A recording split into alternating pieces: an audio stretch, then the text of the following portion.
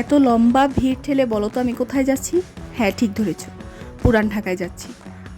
আর পুরান ঢাকা যাওয়া মানেই বিশাল লম্বা জ্যাম পার করে তারপর যেতে হবে। আর আমি গিয়েছিলাম নাজিরা বাজার, যেটি হাজি বিরিয়ানি এবং হানিফ বিরিয়ানির দোকান রয়েছে, ওদের প্রধান শাখা। তো হাজির বিরিয়ানি এবং হানিফ বিরিয়ানি যেটা, দুটা বিরিয়ানি খুব বিখ্যাত।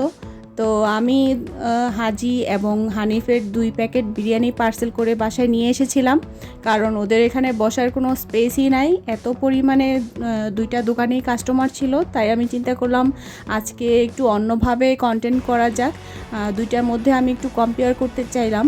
তো হাজির বিরিয়ানিটা এবং হানিফের বিরিয়ানিটা দুইটাই খুবই গরম ছিল। তো আমি বাসায় নিয়ে আসলাম, এখন ট্রাই করার পালা।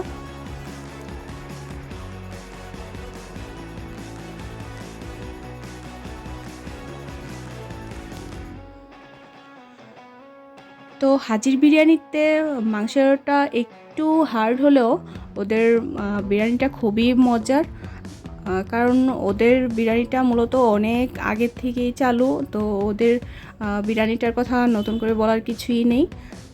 অনেক মানুষ লাইন ধরে লেগে থাকে ওদের বিরিয়ানিটা ট্রাই করার জন্য।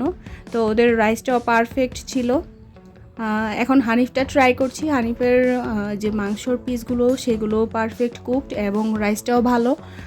তো সব মিলিয়ে দুটোটা বিরিয়ানি আমার কাছে খুবই ভালো লেগেছে।